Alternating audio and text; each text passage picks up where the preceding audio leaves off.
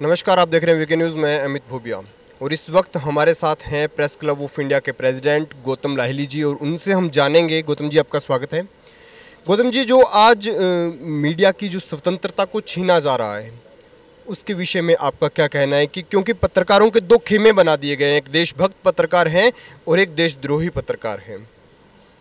देखिए, मैं तो प्रेस क्लब के तरफ से इसी तरह सा कोई डेफिनेशन में विश्वास ही नहीं करता हूँ कि सभी लोग, सभी पत्रकार जो है, मैं मानता हूँ सारे पत्रकार अपना पत्रकारिता निभाते हैं। उसमें सरकार का जो आलोचना करते हैं उनको अगर देश विरोधी कहा जाता है तो हम उसको घोर निंदा करते हैं। प्रेस क्लब ऑफ इंडिया की तरफ से हम लोग पिछले 2 साल से, क्योंकि हमारा कार्यकाल शुरू हुआ 2 साल में, हमने जितने बार जहाँ पे भी देश में पत्रकार के ऊपर हमला हुआ, हम उसके ऊपर सभा आयोजित किया। बहुत बड़े बड़े गौरी लंकेश के घटना, त्रिपुरा का शांतनु का घटना, इसके बाद भी बाकी छोटे छोटे शहरों में जितना पत्रकार जब भी वो अटैक हुए हैं, हम प्रेस क्लब के तरफ से उसके लिए सभा किए हैं। तो जब ये committee against assert on journalist जब हम लोगों के पास आए, हमने कहा कि हम इसको ज़रूर समर्थन करते हैं। हम चाहेंगे कि बहुत बड़ा एक सम्मेलन हो ताकि पत्रकारिता का जो हाल है फिलहाल देश में, और पत्रकार को जो गला दबाया जा रहा है, जहाँ पे सरकार का विरोध, कोई भी सरकार का विरोध, वो राज्य प्रदेश का सरकार हो, ये केंद्र की सरकार हो, अगर पत्रकार उसके खिलाफ आवाज़ उठाते हैं, लिखते हैं, तो उसको राष्ट्र विरोधी कहा जाता है। इसलिए अभी एक समय है, सारे पत्रकार का एकजुट होना जरूरी है।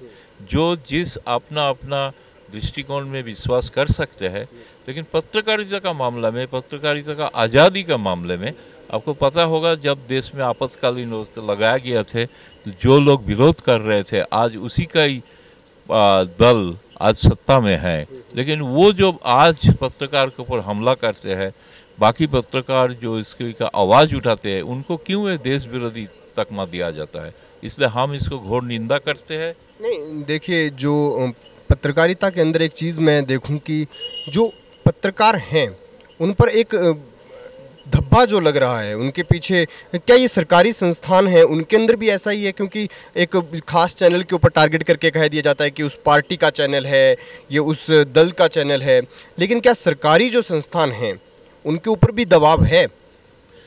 दबाव तो जरूर है, क्योंकि जो चैनल है या जो प्रिंट मीडिया है, अगर वो दोनों तरफ का वर्जन नहीं छपते हैं, सिर्फ एक ही वर्जन छपते हैं, तभी एक परसेप्शन बन जाता है कि शायद एक किसी पार्टी को समर्थन करने के लिए कर रहा है। हर पार्टी का अलग अलग पेपर हो सकता है, उसमें अपना अपना राय वो रखे, उसमें कोई आपत्ति नहीं है।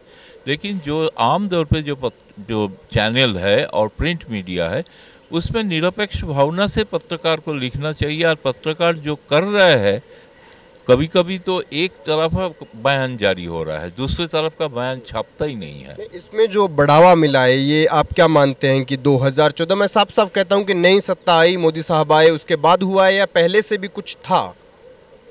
नहीं, बहुत पहले तो मैंने आपको जिक्र किया था, जब आपातकालीन अवस्था जारी किए थे, नए दौर में उसकी बात कर बोल रहा हूँ, उसी टाइम जो था। अभी कोई ऐसे कोई इमरजेंसी लागू नहीं हुआ है, फिर भी 2014 के बाद हम देखा धीरे धीरे सरकार का जो आलोचना करते हैं उसको देश विरोधी तकमा दिया जाता है।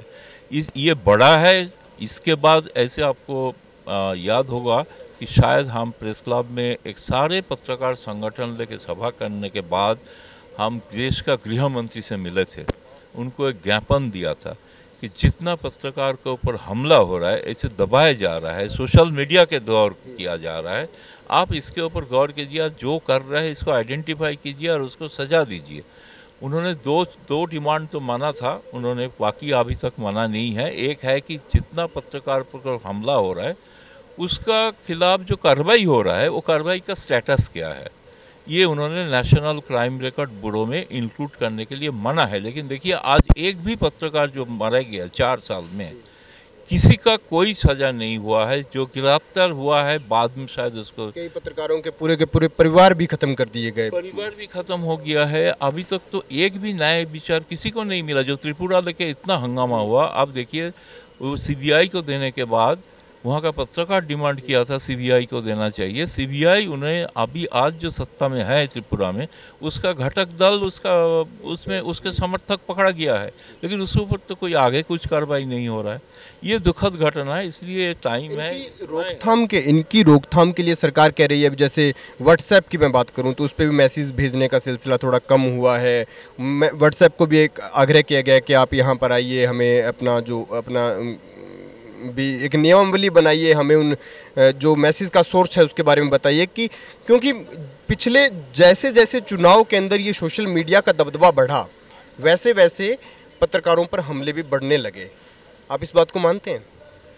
ये घटना सच है, क्योंकि सोशल मीडिया के दौरान जो पत्रकार आलोचना करते हैं सरकार की कोई कामकाज का, उसके ऊपर ऐसे ट्रोल किया जाता है। उसके लिए इतना खास तौर पे महिला पत्रकार के ऊपर जितना घटिया लैंग्वेज से उसके ऊपर अटैक किया जाता है, ये आजकल तो बहुत सारे महिला पत्रकार के ऊपर खास तौर पे हो रहा है, क्योंकि वो सरकार को आलोचना करते हैं, सरकार का पॉलिसी का विरोध कर रहे हैं। वो राष्ट्र का खिलाफ नहीं है, वो राष्ट्र का पक्ष है। मैं मानता हूँ यही असली राष्ट्रवादी पत्रकार है, जो सरकार को सही दिशा दिखाने का कोशिश कर रहा है।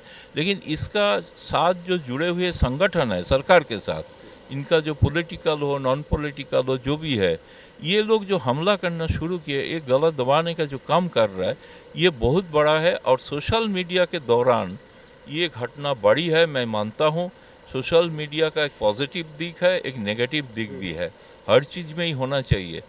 लेकिन जो सोशल मीडिया के दौरान जो गलत इस्तेमाल हो रहा है, ख़ास तौर पे जो जेन्युइन पत्रकार के ऊपर हमले के लिए सोशल मीडिया यूज़ किया जा रहा है, इसके लिए पत्रकार को, समाज को सचमुच एक सोचना चाहिए। बिल्कुल, पत्रकारिता का अगर गला दबाया जाएगा तो आप समझ सकते हैं कि लोकतंत्र को बहुत बड़ा खतरा है। हमारे साथ जुड़ने के लिए आपका बहुत बहुत धन्यवाद। देखते रहिए वीके न्यूज़।